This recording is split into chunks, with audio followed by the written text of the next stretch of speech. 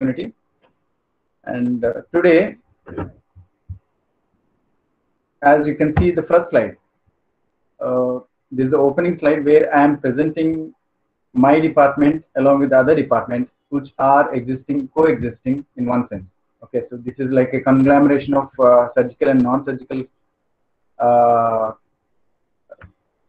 literature or the information in one PPT.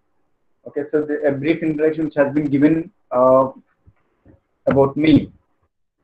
Thank you very much for that, Dr. Harish and Dr. Hemant sir. So my topic here is the Panchakarma applications to surgical diseases. So this is very interesting actually. Surgical diseases, particularly in Ayurveda, generally we see throughout India, throughout the world, most of the anorectal cases are being dealt, and apart from anorectal cases, major part is the anorectal case. Apart from that, wounds, skin conditions, and the allergic conditions and fractures, these different things have been practiced elsewhere.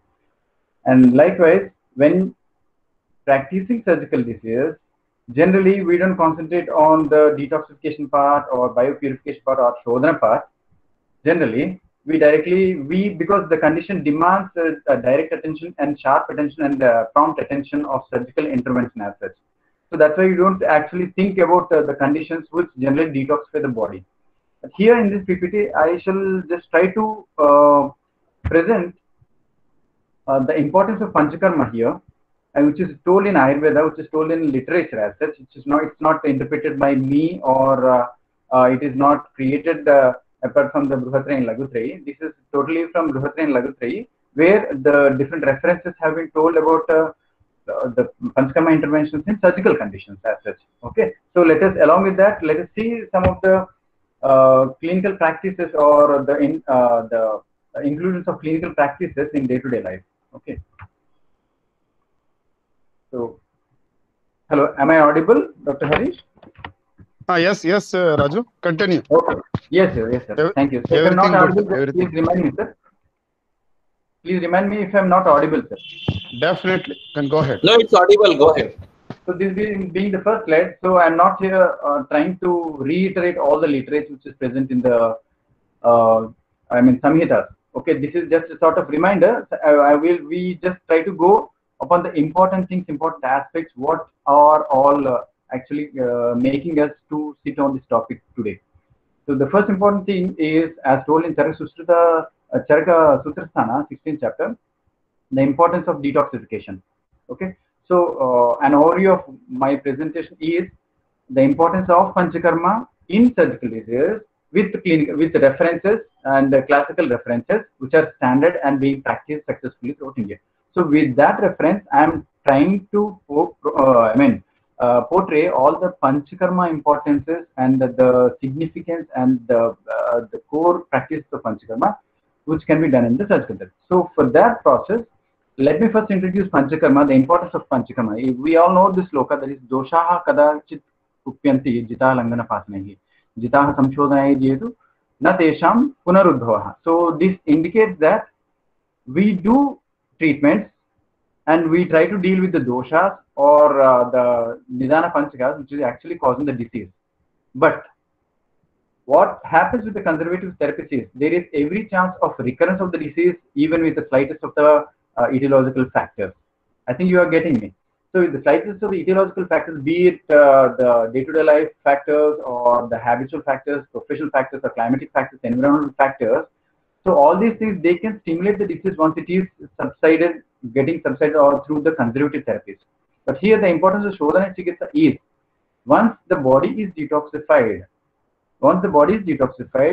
the disease, the recurrence of the disease is quite impossible. We can say it is quite impossible. It cannot, the disease cannot recur with minor of the etiological factors. So that is the importance. And the same importance is given by Sushruta also.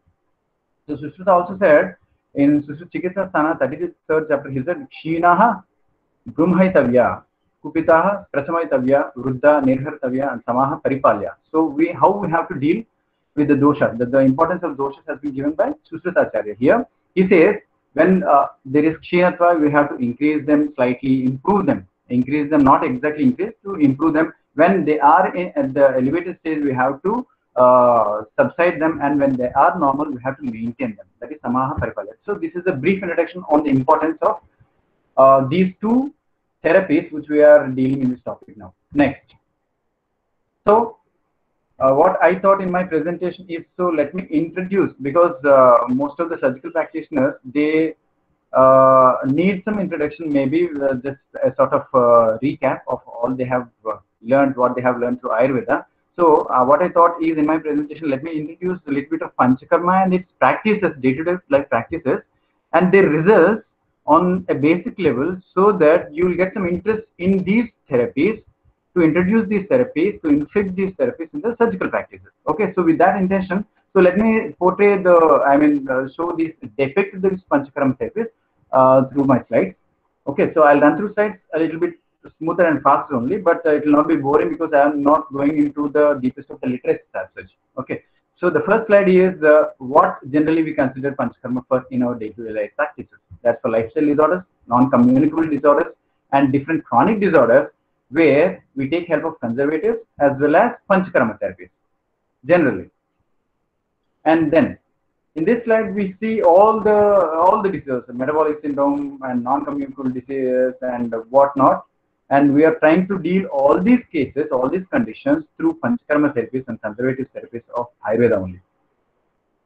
And next, so in our day-to-day life or the clinical practices, generally we will see in the clinical setup or hospital setup of Ayurveda, with different specialties and different therapeutic paraphernalia being maintained in the clinical setups, what generally we deal, how we deal.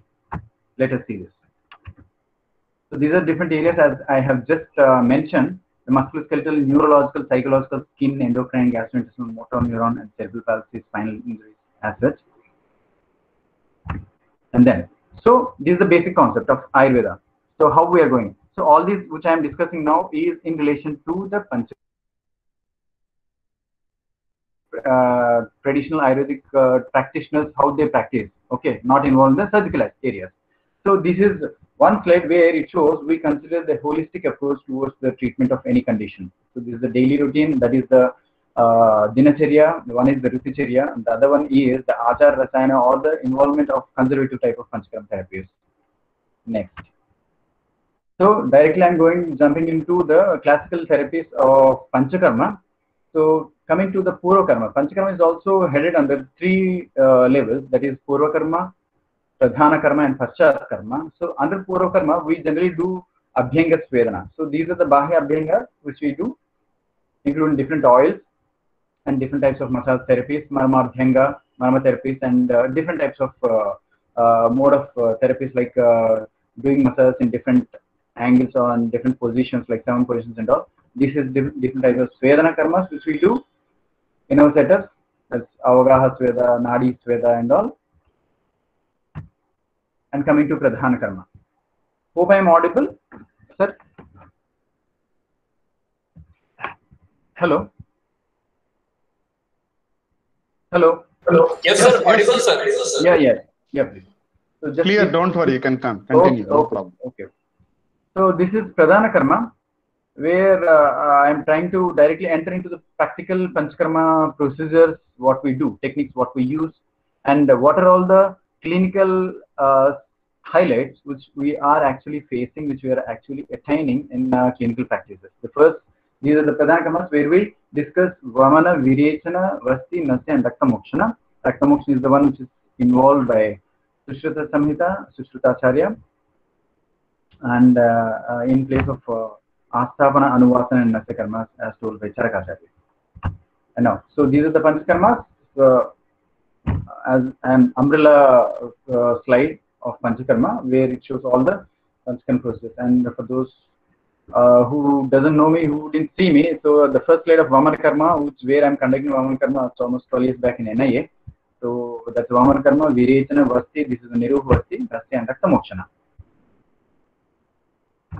Next. So this is Vamana Karma. So now I am running through all my slides to show all the procedures which are main core Panchakarma process, and also the adjuvant therapies which are related to Panchakarma therapies and their efficacies, which we can see through the patients and their results. Okay. So this is Vamana Karma where we do Vasanta Ritu, of course, but throughout the year we can do according to the demand of the condition. So these are different Vamana and different, these patients are different patients and different conditions. So my main intention in portraying all these things is the people as a clinical practitioner of Sushruta, as a clinical practitioner of surgical cases, how we have to feel, how we have to appreciate the importance of Panchakarmas. So when we appreciate the importance of Panchakarmas, only then we can implement them, we can practice them, and as an adjunct therapist or as a parallel therapist to surgical therapist. So that's why I just want to portray them in some technical and scientific way. So when we do Vamana Karma, so as we discussed in Vamana Karma, when we do Vamana Karma, what is all happening in Vamana Karma? So when we take a lot of, because in general we do Vamana Karma in two different areas, two different levels, or two different methods. One is that of Ashtanga Hrudaya, as told by Vagbhatacharya. Another one is Charakacharya. So in Charaka, so what he says is after Snehapana, that is in Purva Karma, after Snehapana of 3 to 7 days, the person who is about to get subjected to the Vamana Karma, he should be given Yavagu just before the Vamana Karma, which increases the kapha and assists in the Vaman process. That is Yavagu. Almost 100 to 200 grams of ghee yukt Yavagu, which has to be given to the patient, and then we have to give Amantrit medicine, that is Vamaka Yoga, and then followed by Vamanopayoga. So this is one process. The other process parallelly which is being practiced, which has been started by Vagbhatacharya in order to make it more simple and easier to all the people who are sensitive enough. So that is Akantapurna. So what he told in Charaka Sutrasthana, what he told is, Ashtanga Hrudaya Sutrasthana, he told that for all the Abhiru and Balya and Vruddha and for females and all who are sensitive towards this procedure, they have to be given Akantapurana. Means they have to be given the milk or liquids, or for example, he has mentioned Mansarasa, Ikshurasa, and Madhudaka. These all things can be given Akantapurana. Means full throat you have to give initially, and instead of Yavagu, here you have to give full throat of liquids, and then you have to give Vamana Yoga, and then followed by Vamanopa Yoga. So these are the two different procedures which we generally practice according to the condition and the pathology also. Okay, so what happens in that? So these are two methods which I have mentioned, which we have been practicing. Okay, so all these things we have been practicing in all these slides. We have been practicing in different methods only. Okay, so here what happens is whatever we take into the stomach, that actually gives two stimulus. One is the stretch stimuli. Because of the stomach, the capacity of the stomach being 2 liters, it is getting stretched because of the liquids which we take, that is to Akantapurana. That is actually sending one signal. The other signal is the medicine which we give as Vamana Yoga, that is Madana Phala, which is getting absorbed into circulation, and then it is directly getting into the brain through circulation, where it is stimulating the CT, that is chemoreceptor trigger zone, and then eventually it is stimulating the vomiting center in the medulla oblongata, and then they are causing the vomiting reflex. Okay, so this is what happens. So technically speaking, also there are two stimuli which are working on the process, that is the stretch and the chemoreceptor signals. Okay, so these two signals, if they are properly stimulated, they cause proper vomiting reflex, and the vomiting that will be proper vamana. And then, so these are some of the reminiscence of my procedures, which we generally have been doing ever since my PhD and all, along with my Professor Radhesham Sharma. Some of you must be knowing this person. He is the Vice Chancellor of Rajasthan Ayurveda University, Jodhpur. And these are different processes, different Vamana Karmas, and different patients. Okay. There are patients of Amavata, there are patients of skin disease, there are patients of alcohol addiction patients. So you can see all these things. So there are different cases which I have been conducting in my hospital where I'm running now. So the patients have right from thyroid, metabolic syndrome to the lifestyle disorders, all the cases you can go through. Okay, this is the glance at what we have been doing all these years. So next. So let us see the effects of all these things later. So next, going to the next procedure, that is Virechana Karma. So in Virechana Karma, generally what we do, we try to give the take the Purva Karma stage with Snehapana, and then when some Snigdha Lakshanas appear, we give the patient after the Abhyanga and Svedana, we subject the patient to the Virechana Karma by giving him Virechana Dravya. So Virechana Dravya, Vamana and Virechana, which we have been doing regularly for every patient in the complete Shodhana Prakriya, as a Shodhana Prakriya, what the patients are finding. Okay, so let me give you one example here. This is a case of hypothyroidism, the left one upper side. So he is obese actually, and he is a hypothyroid patient for 8 years, and also he is constipated. And the below case, she's of course she is obese actually. She is also hypothyroid. She is having PCOS condition. So these people have found very good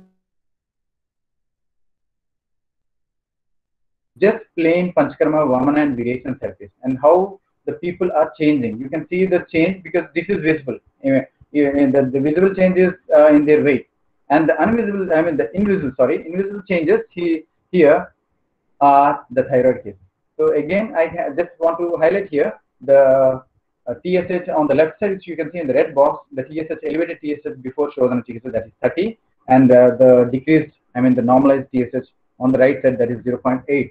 So this is again through Panchakarma, through Vamana and Virechana only, I have to say only, because I haven't used any medicines apart from the medicines which are meant to be used for the process. No conservative therapies like Kanchana, Gugulu, whatsoever. Next, let's see the Vastikarma. I think I am audible. So with that, I'm just jumping into the Vastikarma. This is the third process. So these all procedures I'm just briefing in, not going into the details of or reference of all these things. So Vastikarma, I think I am audible. So coming to Vastikarma. Yes, Raj. Yeah, coming to Vastikarma. So here, generally on the name of Vastikarma, we do Nirupavasti and Anuvasana Vasti. So what happens with these Vastis, and why we generally consider Vasti as Ardha Chikitsa? Like in Dakta Mokshana is Ardha Chikitsa in Sharia. Vasti is Ardha Chikitsa in Charaka Samhita as given Kaya Chikitsa. So let us see what happens and why the importance is so much given to Vastikarma. So let me just introduce this. This is a technical thing where we have to understand the importance of Vastikarma, where we have to understand this as the bypassing the first pass effect. Okay, so when we try to understand the circulation, okay, vasculature of lower part where we give Vasti, when we see the circulatory system of the rectum, okay, particularly the venous supply, where the hemorrhoids are being caused and all, generally the Vasti where it is given, that is the rectum, anal canal, the sigmoid colon, and the descending colon, where the Vasti material generally reaches. What happens there? Why the Vasti is given so important?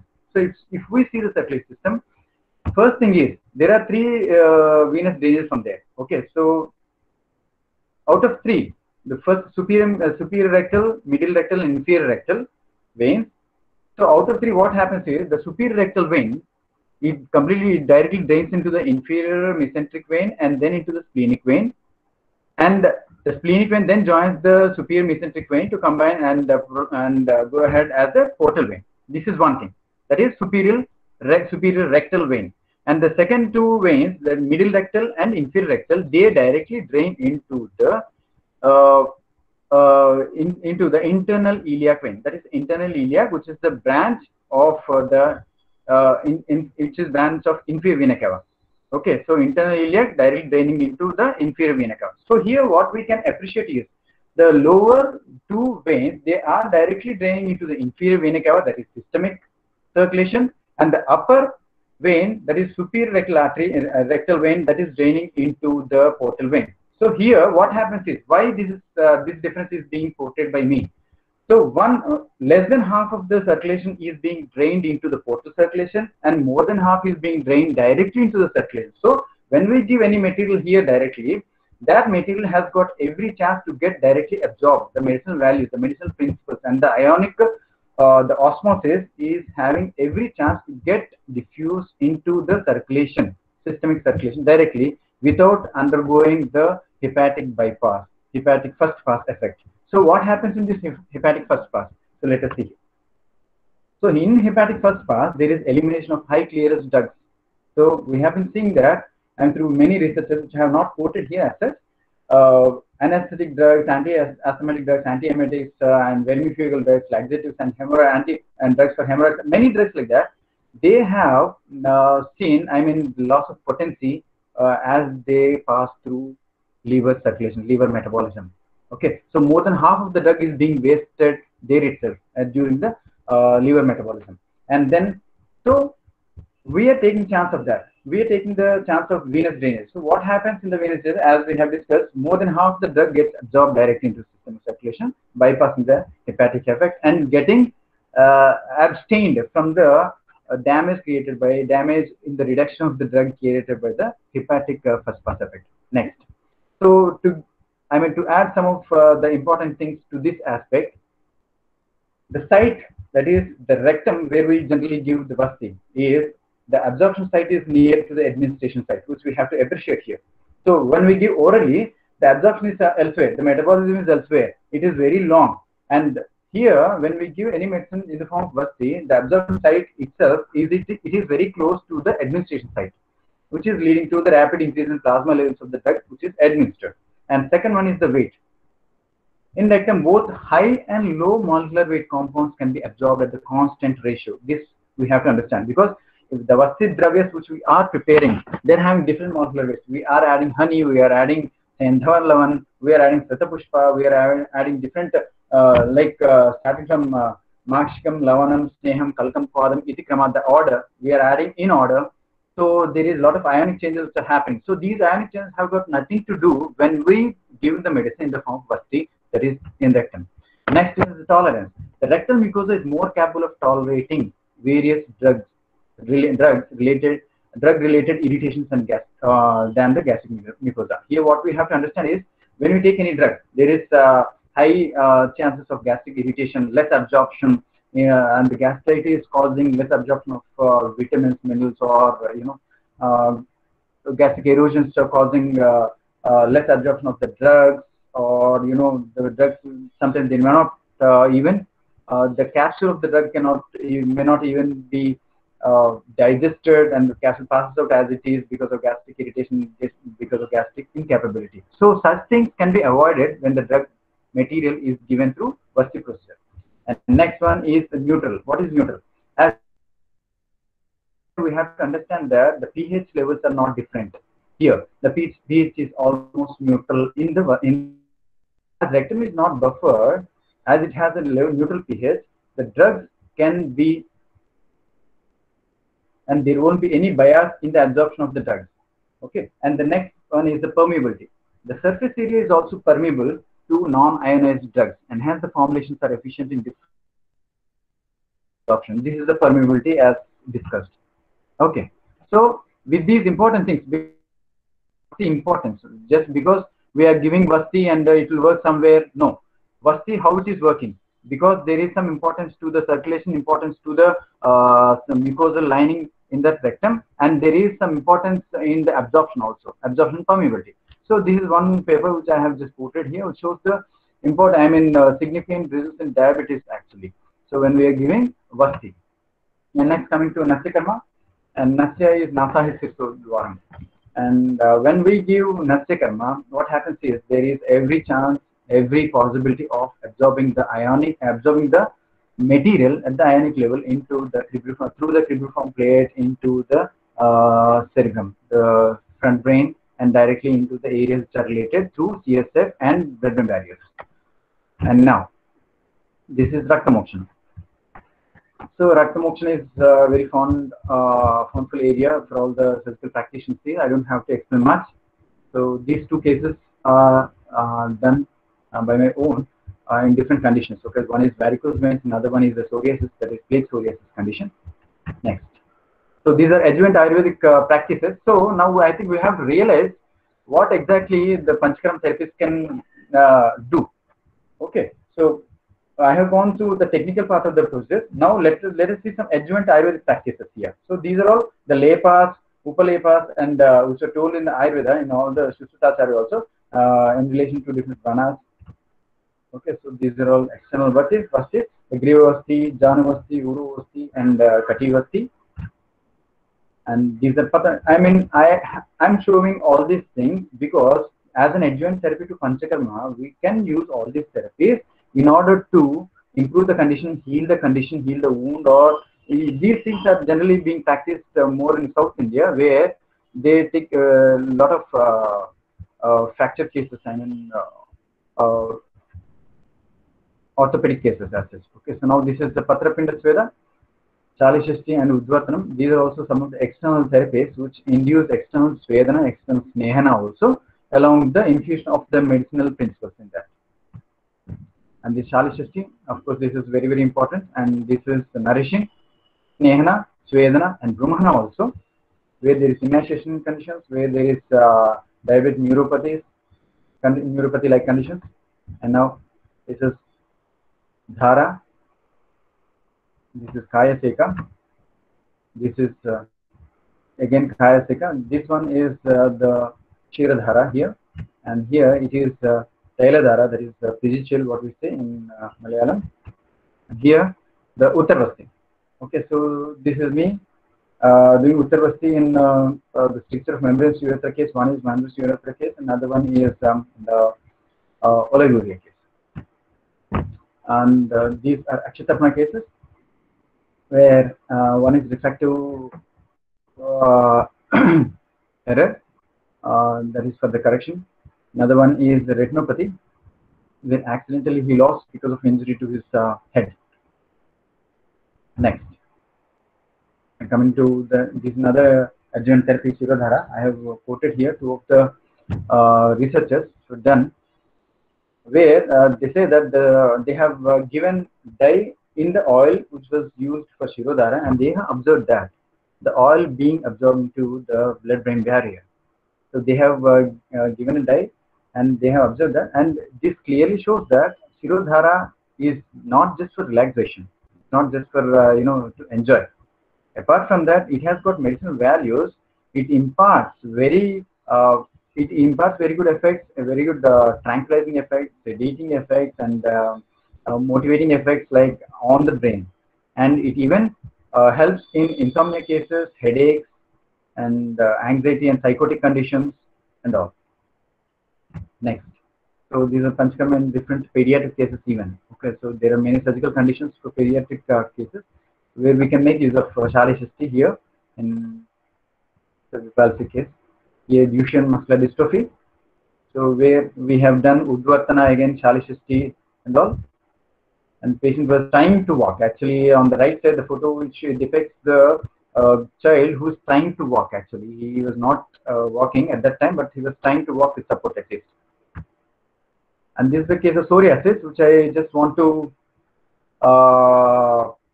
give an example. These are all the examples. Okay, so now that we have seen the Panchakarma therapies, in brief, I can say in brief. Okay, so I have just detailed the process of Vamana Karma, like Virechana and Vasti Karma only, and the other things which I have I've given in brief. That is because when we understand the importance of Panchakarma, we will be in a position to implement them properly in our practices, be it surgical, be it classical, or general therapy, general clinic. So here, when we see Panchakarma, this is one of the cases of psoriasis. She is a 9-year-old case of classical late psoriasis, extensive psoriasis throughout the body, and she was given Shodhana Chikitsa. That is, in skin conditions, there is Sushrutācharya told, there is a line of treatment like Pakshat Chadam, Masam Masat Samsam. Okay, so this technique was followed, and the girl was given actually twice Vamana Karma in a month, and Virechana Karma also twice with an interval of 1 month, and Vamana Karma also was given in interval of 1 month actually, instead of 15 days here, according to the convenience of the patient. So you can see the results here.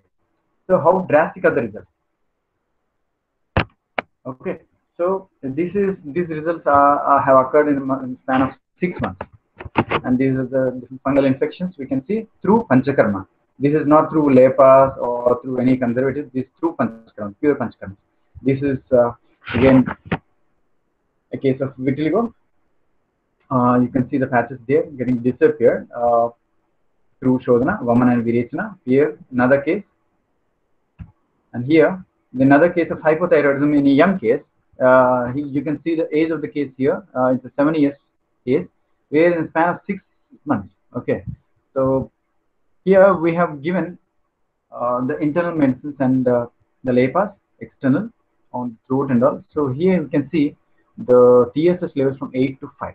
Okay. And now, so I think here we have seen Panchakarma clinically, exponentially, I can say, in the visible effects. Okay, so now let's jump into the actual Shalya and actual Panchakarmas, where they were described and explained or quoted or referred in different surgical cases in Sushruta Samhita or in Charaka Samhita.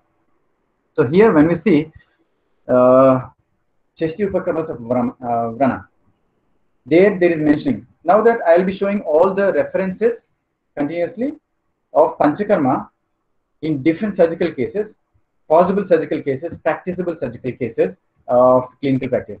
So here the Shashti Upakarmas of Vrana, where we can see right from Abhyanga, Sweda, Snehana, Vamana Virechana, Shiro Virechana, Vastikarma and all, along with Natsya. Okay, so these are all Vranas located in different areas, can be dealt in different ways, through different Panchakarma processes according to different doshas. Okay, so now next this okay, I have taken Arsha Chikitsa and all on the initial slides of Shalya because this has been more common area of practice. Okay, so and on every slide for every disease I have given the reference where Panchakarma therapy or Panchakarma procedure, Panchakarma, that is Vamana Virechana, Vasti, Nasya and Rakta Mokshana, have been indicated. Okay, so you have to understand each and every sloka I have taken with the reference to Sushruta Nidhanasthana, second chapter, second sloka, where the Nyaya Chandrika, the Gayadasa reference, where he mentions that Shalya Tantra, Vyadhi Pradhana, in Shalya Tantra, here he says the Shalya Tantra is having proper, I mean the Arsha Chikitsa or the Arshas, the condition, the disease, which is very, very important surgically, the importance is being appreciated in the reference in the commentaries of Gayadasa here.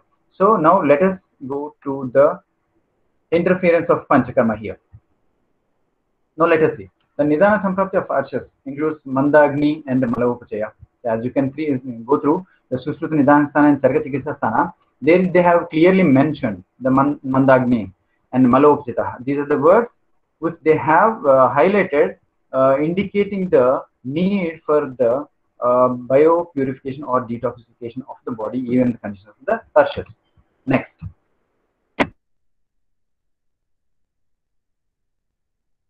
Anuvasana Asthapanavasti. In Pittadasa there is Virechana Karma being indicated, and in Raktarshas where Pichavasti is also indicated. That is, here you can see the Gruta Mandena Anuvasaye Shigram. Gruta in the form for Anuvasanavasti, Manda, that is the clear water of the curd, that can also be used.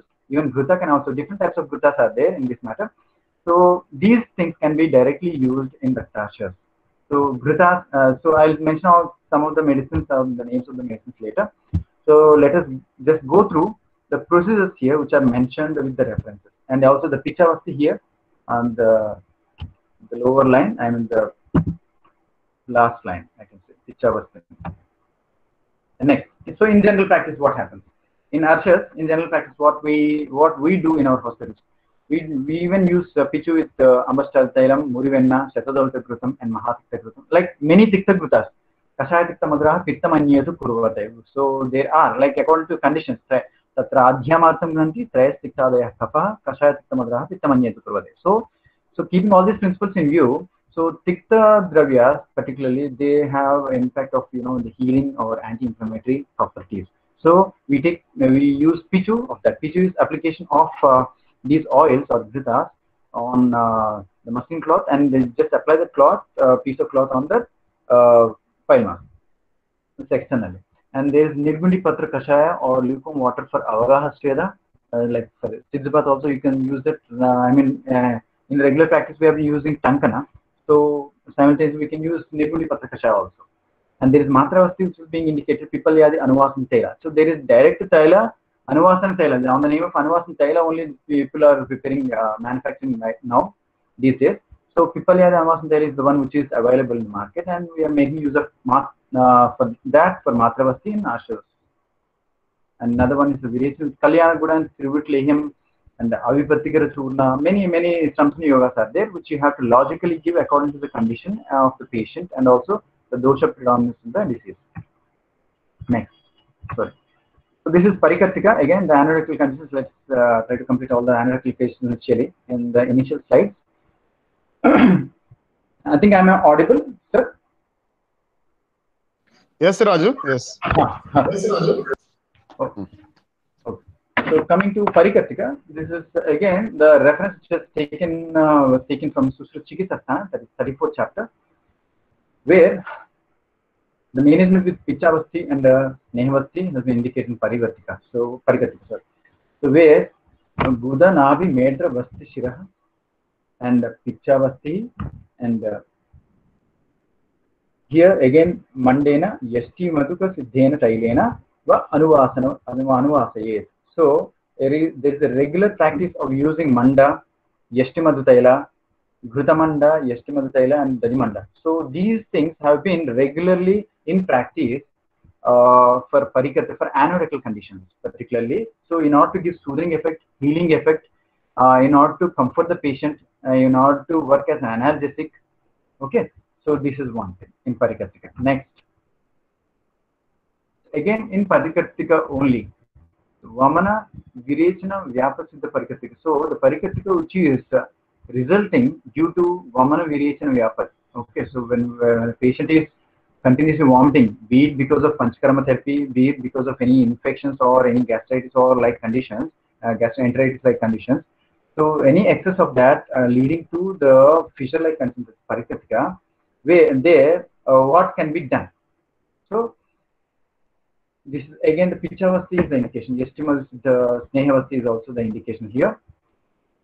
Next, the Vasti Vyapat Siddha Parikartika. Again, there is another Vyapat, that is other complication of Vasti Karma. So here actually these were mentioned by Charaka in Siddhisthana in 6th chapter and 7th chapter. He has mentioned these as the complications of Vamana Virechana procedures. Generally, his intention is when we have complications while doing the process of Panchakarma, particularly Vamana, Virechana and Vasti, if there is any complication, how we have to deal, what we have to consider for dealing these things. Okay, so this is like that, basing on the complications. But what we generally observe in clinical practice that when a patient is having, not only because of the as a complication of these processes, even when the patient is any other condition are related to the intestines or external infections also, we can practice these procedures. Next one is Buddha Brahmcha. So in all the slides, I am not going into the details of the disease, pathology, Nidana Panchika, Lakshanas, no. Because this is purely a clinical lecture and a clinical presentation. So I just want to concentrate mostly on the clinical presentation with references, with classical references and with a classical backup, I can say. And now, when we see the Buddha Brahmcha, that is a prolapse, there we can observe again the Pichavasti. Pichavasti, classical Pichavasti reference and classical application is being indicated here in Charaka Chikitsa, 14th chapter, that is Arsha Chikitsa in 225th sloka, where he says, Pichavasti and Siddha Gruta Kshaudra Sharkaraha. So Pichavasti, when given along with Gruta, Kshaudra, that is honey, and Sharkara, with all the above medicines, that is the Pichavasti, generally it includes the Shalmali. Okay, so Shalmali Pushpam here. So Shalmali Vruntam is the other indication which is mentioned in Atisara by same Charaka Chikitsa Sthana, 19th chapter Atisara. He mentioned Shalmali Vrunta. Here he has taken Shalmali Pushpa in reference in regard to that is the Pravahika Buddha Brahmcha Kaktasrava Jwarapaha. That is in these conditions generally he has taken Shalmali with the Pushpa. So be it with Pushpa or Vrunta, the Shalmali which is being used for the purpose of Pichavasti, it is really the perfect results.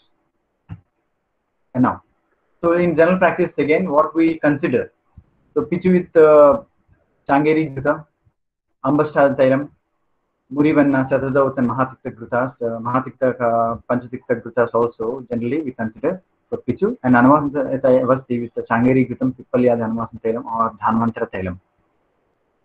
Next. This is Asmari Chikitsa. So, not going into the details of disease again. So, Asmari, that is Vata Asmari, which is considered as calcium stones or uric acid stones, like in Pitta-Asmari and Kapha-Asmari, which are oxalate or phosphate stones. Generally, this is not, the procedures are not mentioned to treat the condition as such when the condition is prevailing. What we have to understand is the administration of Panchakarma or the recommendation of Panchakarma procedures here, as far as Asmari Chikitsa is concerned, is in the post-operative stage. Okay, so as a post-operative procedure, the Svedana Karma, Uttaravasti, Asthavanavasti, Anuvasanavasti can be advised according to the patient's condition and the disease condition. Okay, so here you can see all the Svedana Snehana. These are the references that are taken from Susu Chikitsasthana 7th chapter. Next. So these are the Uttaravastis done, and along with the I have just tried to depict all the procedures here, like the Svedana, Snehana, and Uttaravasti for your understanding. Okay. Now coming to Prameha Pidika. So Prameha Pidika, of course, Prameha Pidika, what we have to do. See, one important thing which I just want to remind all the listeners and all the participants here is the Panchakarma process which were advised by Samhitakaras, by Acharyas, are as an adjunct, as a parallel treatment to either conservative or surgical procedure. What we have to remember is Panchakarma as it is can be given in some procedures in acute condition, like for an Amla Pitta condition. A patient coming to us with acute Amla Pitta condition. So there we can go for Sadhyo Vamana. Sadhyo Vamana is another procedure actually, where we can do Vamana Karma directly when the patient is coming to us. There is no need of preparing the body with all the pre-operative and post-operative. So these are all the acute stages. But in classical practices of all these conditions we are discussing, we have to subject the patient to some conservative medicines, if necessary surgical procedures, along with that the Panchakarma procedures. Okay. So Prameha Pidika, when I say Prameha Pidika, what we have to understand is that the root cause is Prameha. Okay. So we must be dealing the condition with the disease, with the medicines which are dealing Prameha, and then we must be dealing the same condition which it is entering into the complication stage, that is Prameha Pidika stage, like boils or furuncles or carbuncles. So at that stage, when the condition reaches that stage, we should understand that the sugar levels are crossing 180 degrees or 180 mg per dl or something like that, where the nephrotoxicity can start occurring, and diabetic nephropathy, neuropathy, retinopathy, with all these boils, skin conditions and all. So what we have to understand is it should be holistic. We have to give some conservative to control the sugar levels, and we have to give the external therapies like this, and if necessary, surgical diseases. Okay, so here treatment is Vamana, Virechana, and Siraveda, that is Veena Pancha, has been prescribed along with the surgical intervention. So Prameha Pidikasu Avastha Visheshena Chikitsa Vishesha. So this is the heading under words where Tatra Ubhayataha Samshodhanam Asevete and Sira Moksham. These are the terms which highlight the Ubhaya Samshodhanam is the Samshodhanam, the upper part of the body and the lower part of the body. That is Samshodhanam of the upper part, that is the Kapha dosha through Vamana, and the lower part, that is Pitta dosha through Virechana, should be done. So in this Prameha Pidika like conditions. So this is again reference from Chikitsasthana 12th chapter. And now this is the Grandhi, the cystic lesions. So here, so all the participants, please don't worry about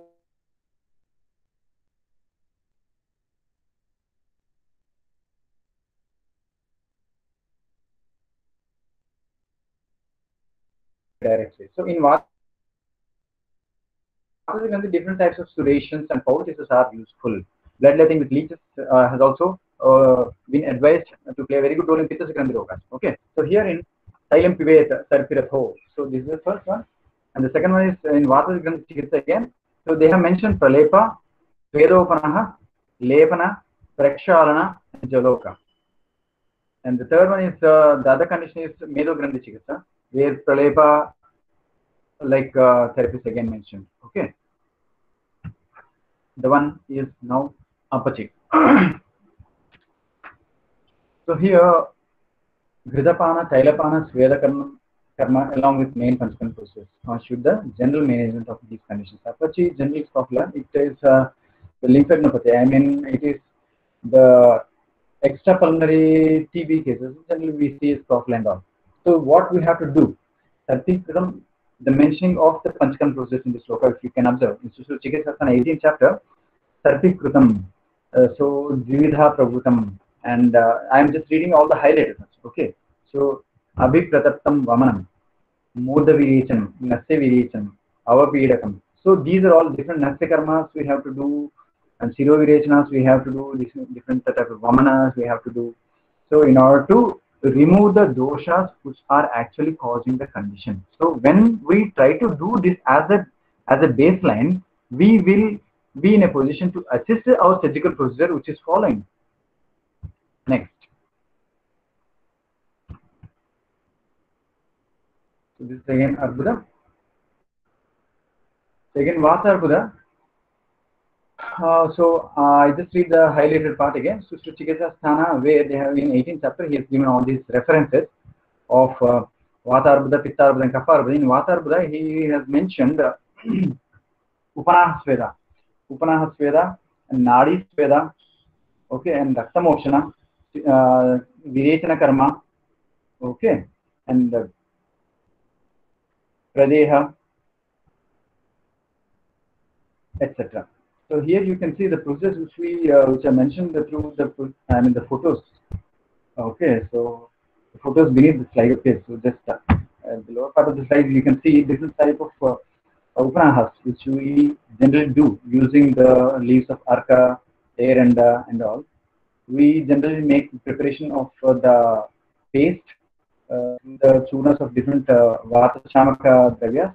We make paste of that, we boil that, we make it paste and apply to the leaf, and in some conditions we apply to the gauze, and then we apply directly to the area which is necessary, and upon that we generally cover it with these leaves or shamak leaves, and we'll try to retain it for overnight.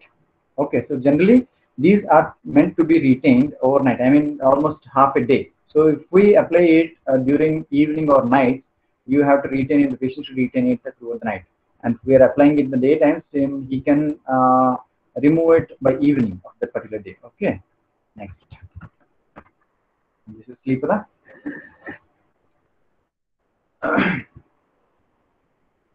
So this here it is a typical Rakta Mokshana. Again, I just want to say Rakta Mokshana Chikitsa along with the Kapha and Medo Shamaka, Medo Hara medicines, therapies are also very important here. Okay, so here Rakta Mokshana Karma by Sira Veda is directly indicated. Here I am showing the indications which are being referred in Sushruta Chikitsasana 19th chapter. Okay, and this is so far where Vamana, Virechana, Asthapanavasti, and which are to be given in Tikshna module. Okay, Snehana, Svedana, Vamana, Virechana, Vasti. So these all things to be given with the Tikshna Dravyas. Tikshna Dravyas can be utilized in SOFA conditions.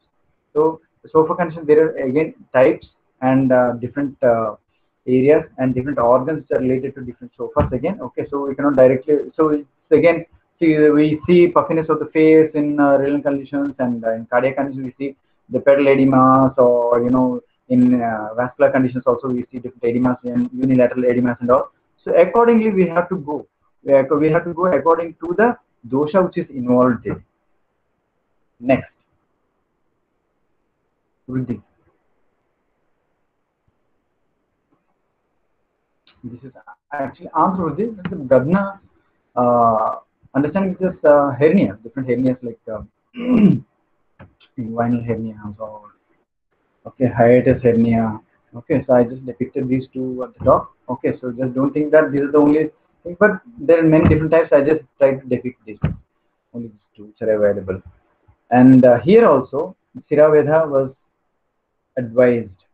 Okay, so when there is hernia and the person is getting complicated with the conditions like severe pain and the internal organs are getting compromised with the size of the hernia, so we should never go for all the palliative therapies or conservative therapies. Directly, we have to go for surgical therapy. So before that, we can give a try with the Siraveda and the Virechana and Niruha, Vasti, and some lepas before subjecting or referring the patient to the direct surgery if it is needed. So patients in initial stages, there is one taila which is known as Hingu Triguna taila. Okay, generally in South they generally practice with the Hingu Triguna taila and different kashayas, anulomana which acts on apanavata. So for amul vata anulomana, so they work on these the initial stages of hernias, inguinal hernias particularly. So initial stage of inguinal hernias and all, they generally get treated or the pathology gets delayed by using these internal conservative therapies. So, I mean it gives very good results. Hingu Trigunatailas in milk if we take at night and mild Virechana karmas, mild Mrudu Shodhanas, okay, or typical Virechana karma. If we give, there is every possibility of regulating apanavata and preventing the expression of these hernias. So below I have shown all the processes can be done. The Raktamokshana, Virechana karma, Adhyanga, Niruvasti, and Lepas. And this is Udar Roga again. So Udar Roga, of course, it is aggravated Vata and accumulated Mala. So different types of Udar Rogas are there again. So the thing is the causative factors again. What all we have to do, we can do according to the causes in the Udar Roga. So Kupitanala, that is Sanchita and Sanchitanmala. These two are the causes which were mentioned as for the Nidana for Udar Roga. What we have to do here is again Anulomana, Vata Anulomana, and there they have mentioned Salvana Sveda, Upanaha Sveda, and Asthapanam Vasti. That is Anuvasana Vasti, Asthapanam Vasti, Upanaha Sveda. These are all very, very good and in reducing the intensity of the Udar Rogas, particularly ascites and all. There are very good medicines like Punanavastaka, like we give, even Chandrapravati, Punanavastaka, Varanadi Kashaya, Patola, Katruvahinyadi Kashaya. These are all, they act as samsana, they reduce the, they change the osmolarity in the at cellular level, they reduce water retention in the body, and they bring out the, they get the patient rid of all these ascites-like conditions. And now, Yakusodra and the Plihodra. So these are the references again, where Siraveda is a direct indication, as we all know. It's a common indication. It's given in Sushruta Chikisasthana 14th chapter and Charaka Vimanasthana. Actually, Charaka Vimanasthana I have taken this reference just to show that Yakut Liham is the moola for Shonita Vahasrotas. Okay, Shonita Vahana Srotam, Yakut Moolam Plihaja. So why we have to do Raktamokshana in this condition, in the conditions of hepatomegaly, splenomegaly, because they are directly related to the circulation part. So particularly where the blood is getting originated, as told by Charaka in Vimanasthana. So here you can see the Vamabahu Uparabhyantaraha Siraveda. This is for spleen, and Yakrut, it is Dakshina Bahu Siraveda. With references again. So here it is Vidradi. So these are all so the graphic interface formats which I have just depicted here on these slides, all these slides. Okay, so rather than, because I just want to show the disease directly rather than not going into the details of the symptoms or signs. Vidradi, in Vidradi what happens? Apart from eye end, there is the insulin drainage which is shown in the right upper GIF. The Panchakam processes can be involved are Lepa, Niruhasti, Virechanam, Jalaukacharanam, Vamanam, and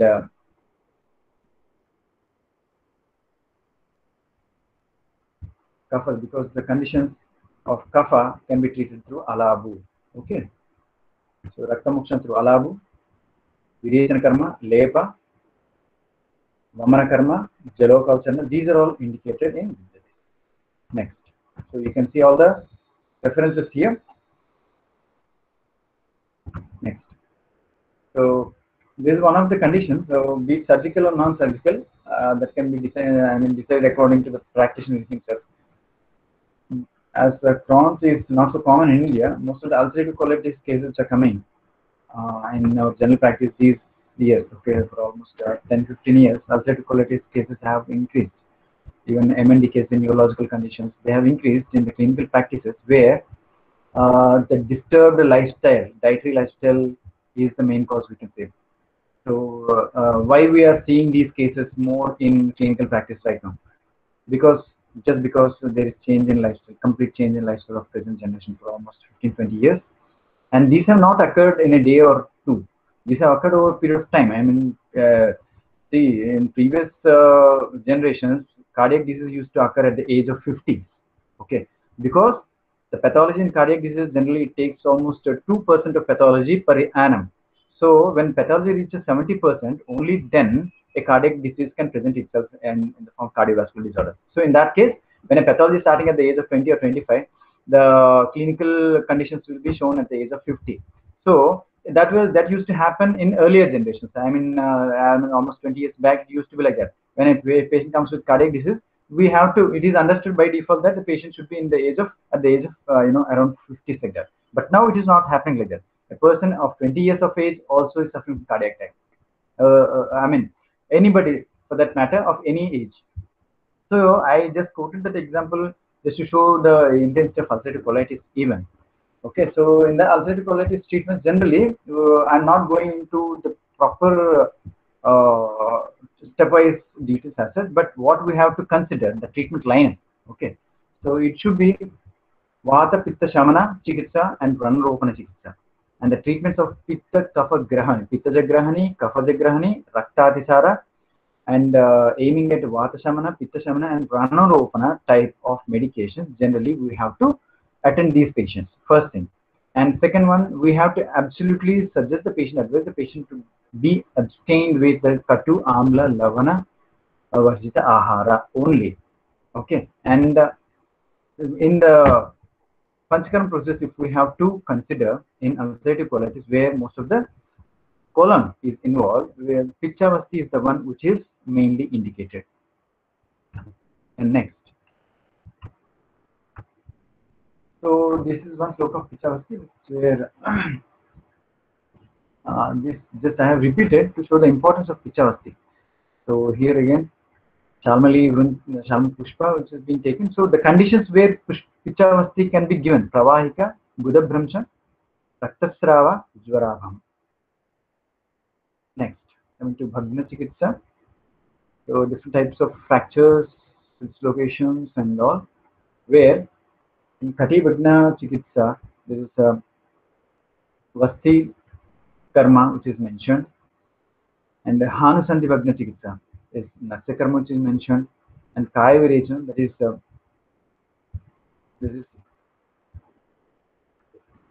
coming to the last sloka, where Udvakayetu Bhagnanam Mastishyam Karna Purnam. So Mastishya and Karna Purna are two procedures where the fractures, where it is referred, or where it is indicated in the fractures involved in the Jatru Udvakata, or you can say the upper half of the body. And Ghruttapanam Hitam Nasyam Prashaka, that is the peripheries, when involved or when met with the fractures, you can go with the Anuvasana and Natsya Karma Chikitsa, as was told by Sushruta Chikitsa in 3rd chapter. And these are the Pranashta Shalya.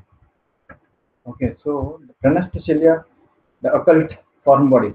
So here also there is a mentioning, there is the quoting, there is an indication of Vamana, Virechana, Bhapana, that is Bhapanasya and the Pratimashanasya, Prakshalana. All these different processes and Panchakarma and the allied processes have been mentioned even in these cases. Like if you see the Shalyapana in chapter 15, that is 27th chapter of Sushruta Sutrasthana. In Sushruta Sutrasthana 26th chapter, he mentioned Pranashta Shalya. In 27th chapter, he mentions Shalyapanayaniam, the same Pranashta which can be extracted out. Okay, so the occult ones, I mean the visible ones, invisible ones, all the things which can be extracted. The different processes were mentioned are the 15 in Sushruta Sutrasthana 27th chapter. So what are these 15? Out of these 15, you can see Swabhaha, Pachanam, Bhedanam, Dharanam, Pedanam, Pramarjanam, Nidmapanam, Vamanam, Virechanam, Prakshalanam, Pratimarsham. So likewise, so Pravahanam, Achushanam, so Ayaskanto, Harshascheti. So in this sloka, we can see out of these 15, Panchakarma processes are also mentioned importantly. So how they work. So Vamana is indicated in the ones which are, the body form bodies which are there, which are stuck in the stomach. And Virechana Karma for those which are stuck in Pakvashaya. Pakvashaya, particularly the large intestine, we can say, not exactly in small intestine. But here what we have to understand, what is the care we have to take, and to what level, to what extent we have to consider these processes in extracting the foreign bodies. See, these are not simple processes where we just do the process and the foreign body comes out. Like I have shown some photos on the top, you can see all the x-rays where the keychain, scissors and all are there. So you cannot directly just do some Vamana Karma and get out of all these things. It is not happening like that. It is not true like that. But some things which are minor, which are not dangerous enough, which are not having sharp edges and all, and which are along with the food material, which are along with some other things, soft material like things, they can be easily tried to be brought out through these procedures. Okay, so when these processes fail in these particular aspect, in this particular Pranashta Shalya, when these processes of Panchakarma fail, every chance, every possibility of referring the patient to the emergency is necessary. Okay, next. This again, the RTA Chikitsa, the emergencies. Emergency management is an integral part of the discipline of surgery again, but Sushruta has indicated the process of Shiraveda. Shiraveda, as a part of Panchakarma, is included in emergency treatment. Okay. So the importance of Shiraveda again. So why it can be, how it can be, when it can be considered for an emergency. Why?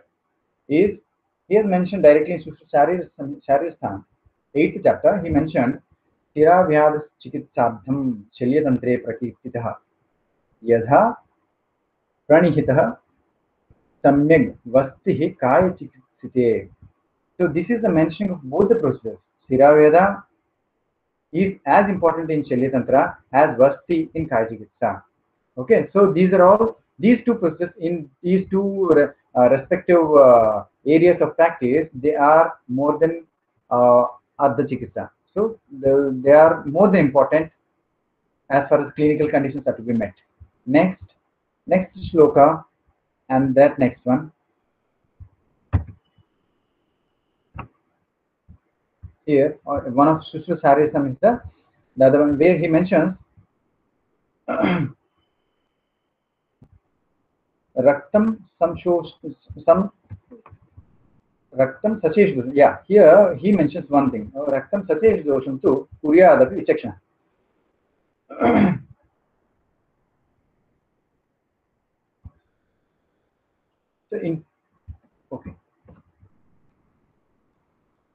So So here he mentions one important thing. As an emergency, when there is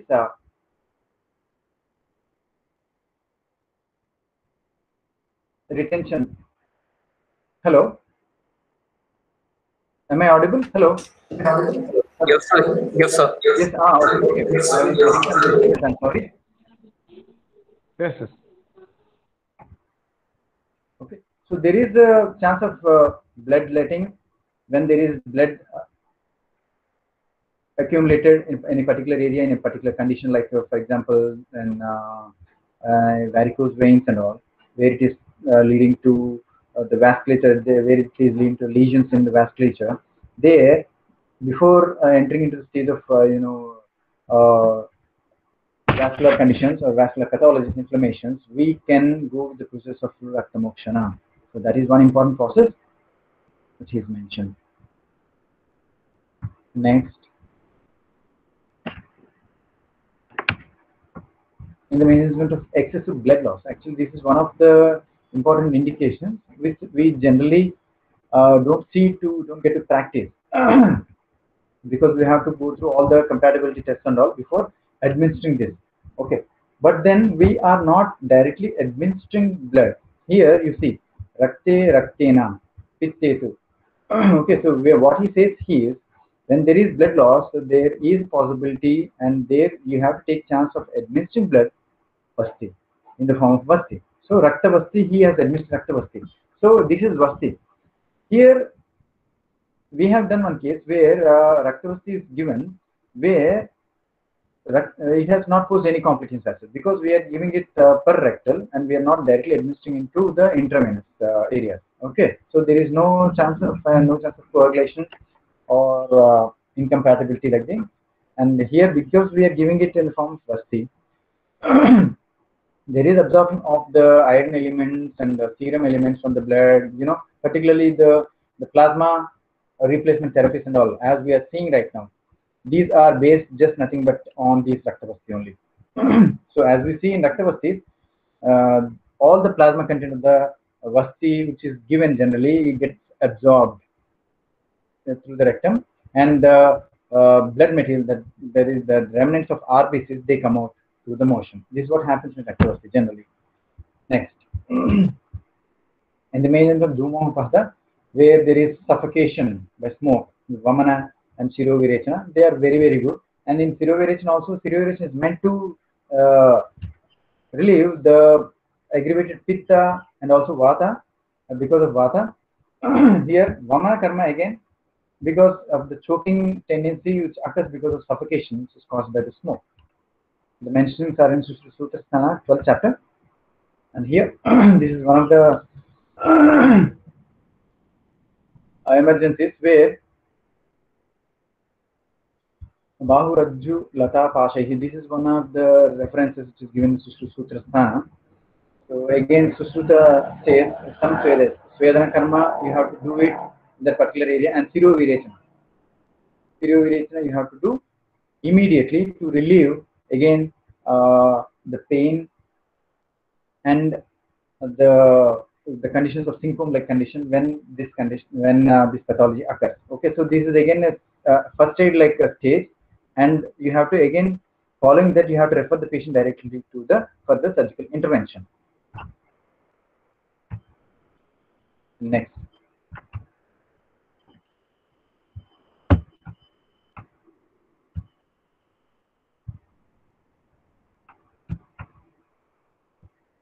Hello? Yeah. This is another area of Viruddha, food incompatibility. Food incompatibility, of course, is one of the areas where it can lead, if neglected, it can lead to any surgical emergency. Okay, so in that condition also, the patient maybe because of some incompatible diet, acute gastritis like condition, and maybe because of some choking of some food particles which are not properly cooked, or some dry particles in the food, they may lead to some emergency. So in those conditions, safely you can practice Vamana and Virechana. Okay, so this again indication given by Charaka in Sutrasthana 26th chapter. In Charaka Chikitsa Sthana, where he gives in during the explanations of Visha, so in Charaka Chikitsa and 23rd chapter, he says that there are 24 methods of treatments for Visha. So he mentions that Mantra Arishta Uttartana, Nishpidana, Tushana, Agni Parisheka, Tushana, Agni Parishekaha, Avagaha, Rakta Mokshana, Vamana Vireka Upadhanane, Udayavarana Anjana Nasya, Dhuma, Leha, Aushada, Prasamanane. So this is like Praticharan again. So he gives Praticharanam, Prativisham, Sanya Sthapanam, Lepaha, Mutasanjeevanamevacha, Vishe. Vimshatirite Chaturbiradika. So he says these highlighted ones in red, they give all the treatment methodologies, okay, where we can consider Panchakarma as one of the methods there. Okay, so Avagaha Sweda is there, Rakta Mokshana is there, Virechana is there, okay, Anjana is there, Nasyakarma is there. For that part, so this is again Ratna Visha, and this is a Dushi Visha. Dushi Visha is one I consider this because there is mentioning of Sushruta particularly Dushi Visha. What he says is Dushi Visha, Dushitam Desha Kala Anna Diva Swapna, and then Yasmat Dushet Dhatun Tasmat Dushi Visham Smutam. So this is what he says is the Visha which gives the toxic effect to the body, and the causative factors being all. It's like the cumulative effect of the toxins, the external factors, internal factors, lifestyle factors, environmental factors, dietary factors, professional factors, whatsoever. So all these things causing, taking toll on the body cells, leading to the condition of Dushivisam. So here also, in Sushruta Kalpasthana, second chapter, he mentioned Susvinnam Urdhvam Chadascha Shoditam. So what he says is Susvinnam Urdhvam Adascha Shoditam. After anointing the body, that is Sneha Karma, nothing but the Sneha Karma as Puro Karma, we have to consider the Shodam Chikitsa, Vamana and Virechana again. Okay. So again here the Ksharagada. So Doshasthana Vedena Visha Chikitsa. Here in Sarga Chikitsa Sthana again he has given Ksharagadaha Kapasthana Gate Vedastatha Tiravyadhanam. Again in Dushi Vishasta. So Raktasthite Sirakaram Panchavidam. So here again the highlighted process.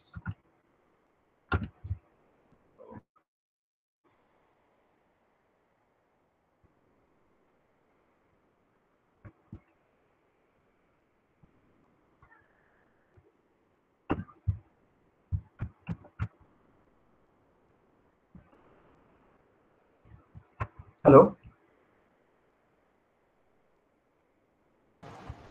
Hello, sir. Actually slides are getting stuck actually. Yes, दूसरी wish तक चल रहा है sir. दूसरी चल रहा है, and then I'm trying to move to next slide. It's not happening. Yeah. No problem, sir. Just stop sharing it again, sir. You can start, sir. Yes. I'll do that.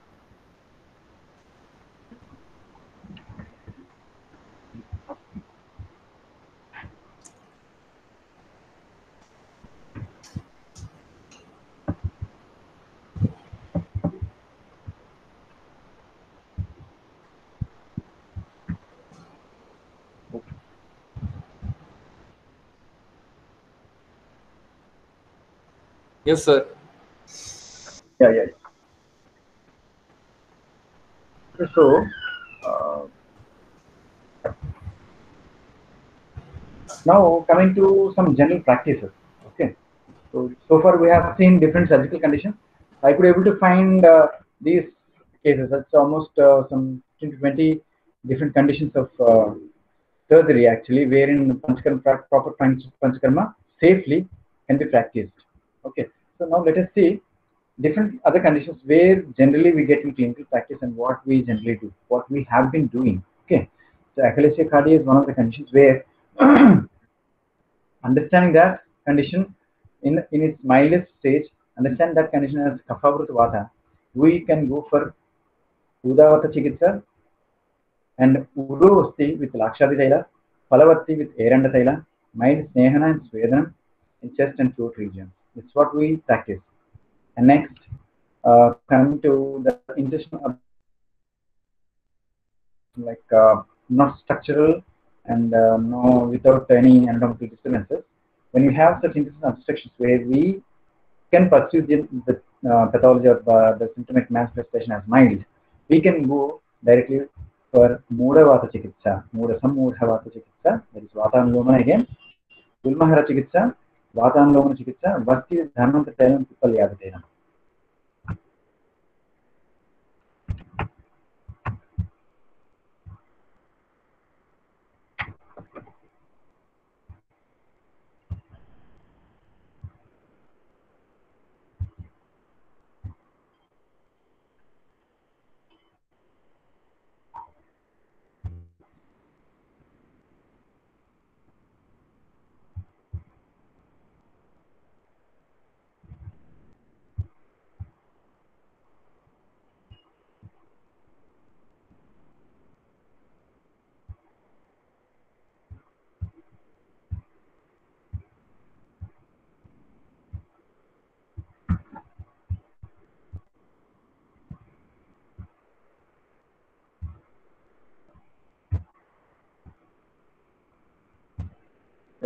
Is it visible now, Dr. Harish?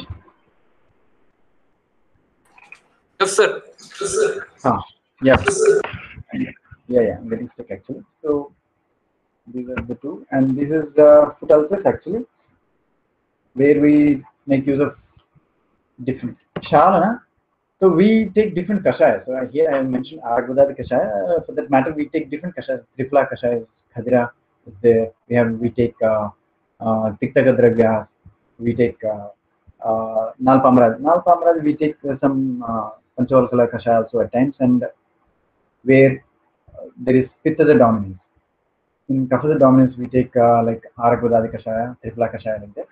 So Shalana with Nalpamradi or Triphaladi or Aragvadadi, and following that is the external application with Dugdura Patra Telam Jatyadi Ghritam in Murivanna. Murivanna is the south preparation where generally they consider it for healing purpose, and for cleaning we generally use Yashti Taila.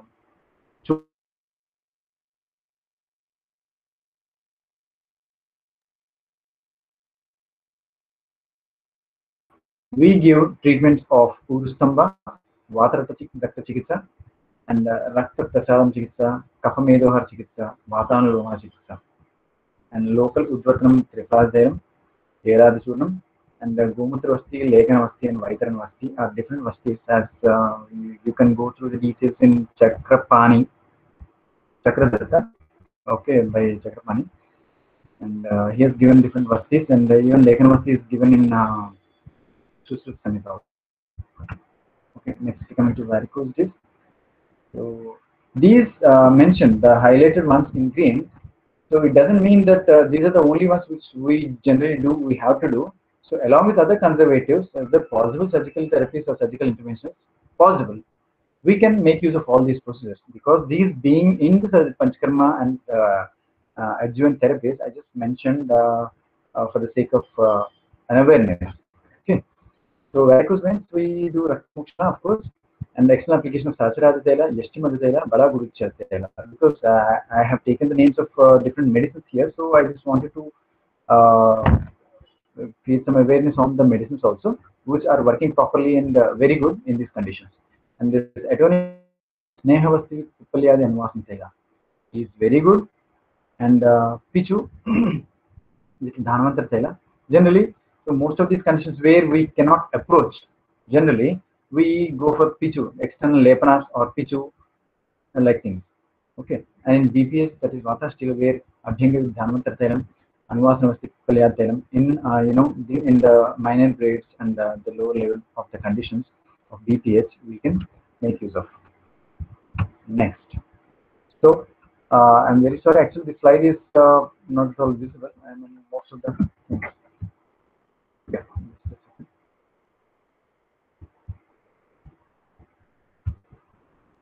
So this is a slide where different photos were missing. This is just a penultimate slide of my presentation today. Okay, so here I just make the participants understand Shalya Karma.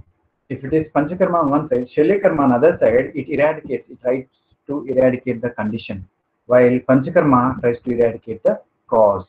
Okay, so the bodily causes which are instigating the condition from within can be eradicated through Panchakarma, while the condition when it is reaching the approachable or perceivable status, it can be dealt through Shalya Chikitsa. And next, this is another slide which is missing actually because of change in my laptops and all, because of the other version. So thank you very much for this last slide. Thank you, Hemant sir. If I'm audible, Dr. Harish. Yes, Raju. Very, very excellent presentation. And Harish, any queries from the students? Hello. Raju? Yes, sir. Okay. Wait for a few minutes, and any questions we can go for. Okay. Sir, there is one question from Dr. Tilak Kumar. Virechan Karma gives magic effect to the skin, but skin is the Kafa Sthan. So how we can explain this? And any type of skin disease, what's the better karma out of Vaman and Virechana? Out of Vaman and Virechana. Okay. Okay. So skin actually, what we have to understand is, of course, in skin conditions, one important thing in Panchakarma is we should not directly go for, if there is any skin disease like psoriasis or whatever, generally we should not go for Abhyanga, I mean the oil application, unless and until the condition demands. Unless and until there is the dominance of Vata and Pitta, we should not go for Snehana. That is one thing. Second one, out of Vamana and Virechana, which condition is important? See, Vamana and Virechana, they play different roles. When there is the dominance of Kapha, for example, if you are having any skin condition where there is a lot of itching, a lot of oozing like conditions, Strava and Strava and other conditions where Kapha is dominating, there definitely you have to go for Vamana Karma only. And then you have to go for Virechana Karma. So before going to Vamana and Virechana, the patient should be given Mrudu Shodhana. So whenever we consider a patient of skin conditions, we have to, whenever we are considering for Panchakarma, we have to first give them a Mrudu Shodhana, that is a Samshamniya Shodhana for 2 or 3 days. Then we have to give them Deepana and Pachana. Then we have to go for pre-operative stage, that is against Snehapana and all. Okay, so Vamana and Virechana have got equal importance according to the dosha predominance of the condition. So we got to see the cases which I have shown, like the psoriasis or the other fungal conditions. So one is fungal. The other, there are many conditions of Dadru Kushta also, ringworms. So they are all fungal and all. So we don't see fungal as fungal. We don't see corona as corona. We don't see virus as virus. Okay.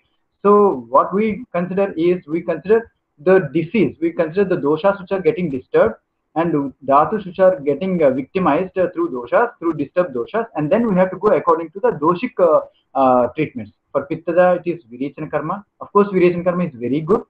Virechana Karma, when there is involvement, of course, by the liver, the Agni and all, that is very, very good. Okay, so for example, there is bronchial asthma. So in the bronchial asthma, line of treatment is Samakhetu Virechana. So he says Virechana is there. But there is other clause, at the same instance, there is other clause, when there is Kapha dominance in Samaka Swasa, then you have to first go for Vamana Karma, then go for Virechana Karma. Okay, so I think this has answered Dr. Tilaka. Thank you, sir. Yeah. And there is one more question from Dr. Sri Karan. Sir, in practice, how to prepare Picha Bhakti? Okay, so in practice, see, if the Shalmali is available for you, Shalmali, Vunta, because Shalmali generally, I can say in North I have seen Shalmali generally comes, the flower, they are very good in the month of March. Okay, so in the month of March and April, it is very good time to collect Shalmali, first of all. So again, there is a simple, okay, well, you have asked, so I'll just brief in. Makshikam Lavanam Sneham Kalkam Kwadam Itikramat. This is the one order where we have to consider. So in this, Makshikam 200 ml, Lavanam 15 grams, Sneham, you can consider any Sneha according to the condition. Sangeria Digruta or Nalpamra Digruta or Mahatsa Digruta. Kalka you have to take, you can consider that of Yashtimadu. Okay, and Kashaya is the one which is playing important role in Pichavasti. Okay, so there is a direct indication, direct sloka, you will get all the drugs of that sloka. So in Kashaya, what happens is you can take that of Salmali and Mustadik Mustadigana. So generally we do these two. Okay, Mustadigana Dravyas and Salmali generally we take, and we prepare Kashaya of that. We take Kashaya of about 300 to 400 ml. We add Kalka, some 30 to 50 grams. Okay, so the total quantity is 700 to 800 ml Pichavasti. Okay, so if properly prepared, like if we take Makshikam 200 ml, Lavanam 15 grams, Sneham 100 ml, Kalkam 30 to 50 grams, and Kashayam some 300 to 400 ml of Kashaya. So it becomes 700 to 800 ml of Pichavasti, and that's very good. Okay, then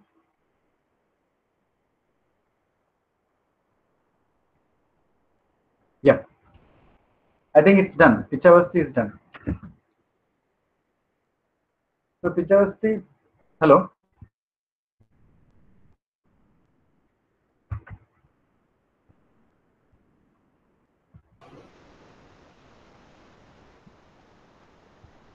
Hello, sir. Yeah. Hello.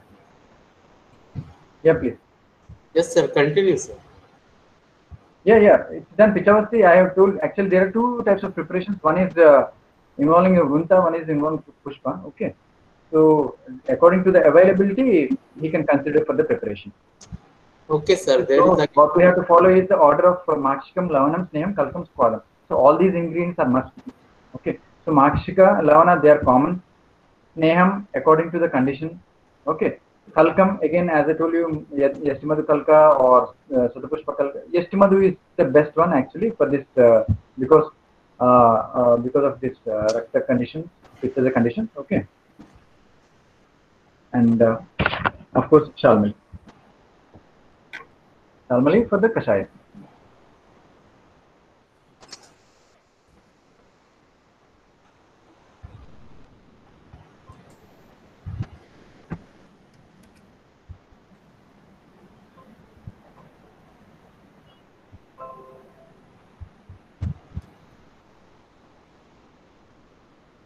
Thank you, sir. Thank you. And one more question from Dr. Archana Jangir. She is asking, good evening, sir. Why Basti procedure does not come in Ubhay Marga Shodhana?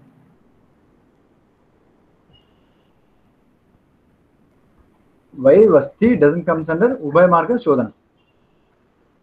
Yes, sir. Okay. So see, Ubhay Marga Shodhana, once the term Ubhay Marga Shodhana is considered, we have to consider doshas again. So in Urdhvagata, that is Urdhva Marga, that is mainly will be there. Adhoga, that is mainly Pitta doshas will be there. Okay. So Vasti is the one which is dealing Vata. Vamana for Kapha, Pitta, Virechana, and Vasti is for Vata conditions. Vasti is mainly meant to regulate Apana Vata. So what we have to understand here is one important thing in the context of, or in the terminology of Ayurveda. When we are giving Vasti, what we are doing? When we are giving the material of Vasti through rectum, what we are exactly doing? So with what intention we are doing? Okay, absorption, osmolarity, and reaching and bypassing, all these things are different. Okay, so what exactly in the context of Ayurveda we are doing? We are giving some material into the rectum, that is Vasti, in the name of Vasti, and there what happens is the Apanavata location. Apano Apanagah Sroni Vasti Medor Gocharaha Shukrartava Shakrunmutra Garbha Niskramana Kriyaha. So when we consider the sloka of Apanavata, which is again the reference of 11th chapter Ashtanga Hridaya Sutra Sthana, there he says Apanavata is the one which regulates the movement of all these things which are yet to, which regulates the lower movements, anuloma movements, and which regulates the things outlets also. Okay, outlets and the lowering movements. Okay, so anuloma movements and the movement from within the body to out. These two are the things. What we have to understand is Apanavata regulation that helps in the regulation of some located in stomach, that is near Jataragni. Samanavata, Pachaka Pitta, and Kledaka Kapha to the digestion, Jataragni. Okay, so Samanavata is regulated properly when Apanavata is regulated, and when Samanavata is regulated, of course, the digestion, metabolism, everything is regulated. So, for example, in constipation or in all these things, so whatever, wherever you are giving Vasti with the intention, what happens is the liver is also getting affected and circulation is also getting affected. The Agni, Jataragni, at the Jataragni level, Agni at the Jataragni, that is at the stomach level, and Agni at the Dhatu Agni. That understand. So the Shodhana, with the intention, with what intention we are giving the Vasti, which is given with what intention, that will be fulfilled at the cellular level also. You don't have to worry about the Urdhvagata and Adhogata.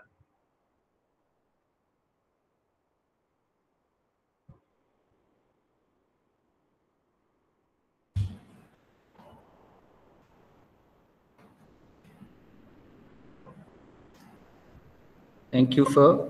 Thank you. Again, one more question from Dr. Archana ma'am. What is the mode of action of Rakta Basti in immediately increasing blood amount when massive blood loss is there, as said by Acharya Charak?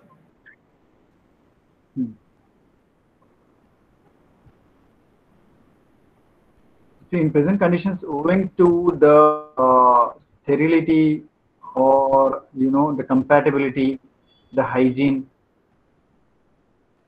you cannot directly take the patient and there is blood loss. Okay, the patient, if he is going into see, acute blood loss generally occurs maybe in the accident or in during any operations and all. Okay, so they definitely see to be met with. Okay, so there we cannot consider the procedures actually, but when the patient is conscious, coherent, and manageable, because see, we get patients where their hemoglobin is around 4, 6. They just walk into our OPD. Okay, so we can see them through their pale face and all. So in those cases, when the patient is compatible, we can directly go for Rakta Bastis and all, where plasma is criteria there. And generally, if the patient is manageable, okay, so we can supplement the patient with different types of kashayas, different types of medicines and rasayanas, particularly, which can increase the rasadhatu.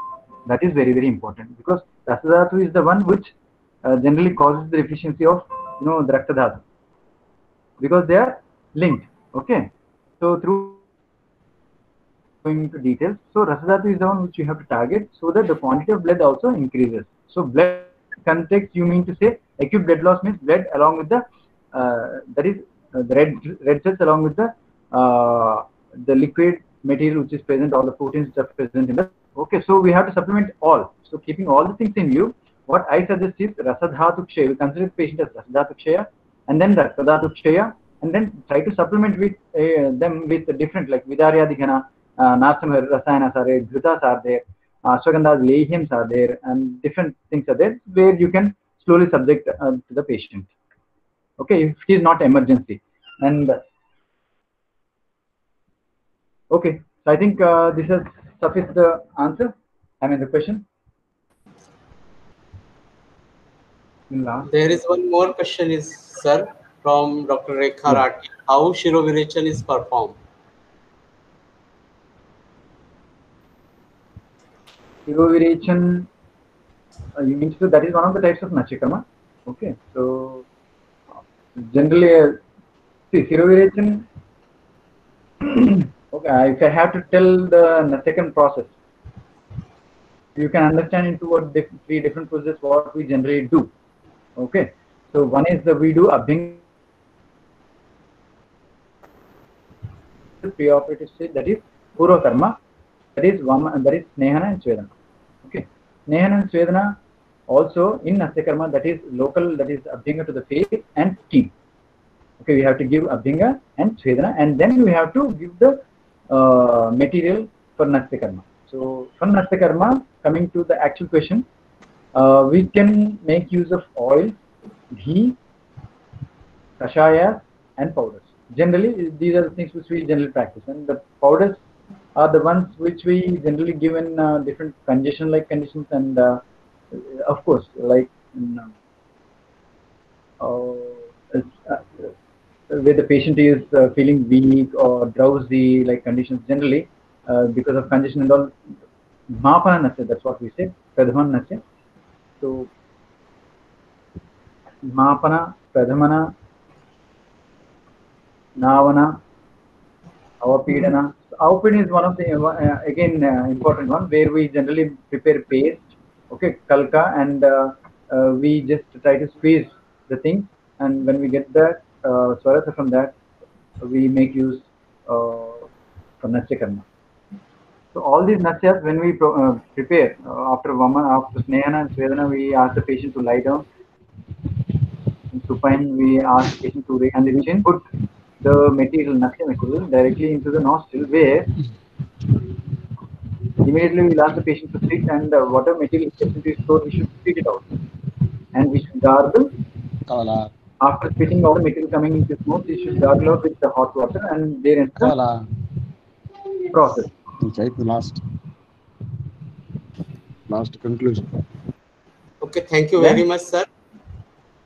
We want to add with the student that KV Narasimha Raju sir is co-author for the 2 books. First is Essential Panchakarmas, and second book is Role of Prachan and Jalokavacharan in Vicharchika. So student may go with that books also. Now we request to Professor Dr. P. Hemant Kumar sir to conclude the session. Please, sir. Yes. First of all, wholeheartedly congratulations to Dr. Narasimha Raju. I know that this is really a dry subject, but he analyzed it very nicely with his experience and with the classical reference. This is very important. I think already we discussed it so many times. Susruta is not only a surgeon, Susruta is a physician and also Panchakarma therapist. It's really so many places he mentioned about the Panchakarma techniques and applications in various surgical and non-surgical diseases. And really, this is the very important point of research aspect with the collaboration with Panchakarma. And definitely, we can treat some of the conditions like Vidradi, Varana, or deep vein thrombosis, varicose veins, some of the surgical conditions. You must to go for with proper research, and definitely this is very helpful for the young Ayurvedic surgeon in the research point of view. And really appreciate Narasimha Raju because I know that he is really dedicated working attitude in the field of Kaya Chikitsa and Panchakarma, and he is a very busiest practitioner in Jaipur. And I am very thankful to Raju for giving a wonderful lecture and share your views. So this is very important. You analyzed all aspects of Panchakarma references in various places in Susu Samhita and comes together in one place. This is really very appreciable. And I once again thankful to Raju for this session. And I thankful to National Susruta Association and Parul University for this event, for enriching the Ayurvedic surgeons and Ayurvedic fraternity in this spirit. And I thankful to all the organizers for this great success. Thank you. Okay, thank you, sir. Thank you, sir. Thank you very much. Thank you, Raju. Thank you.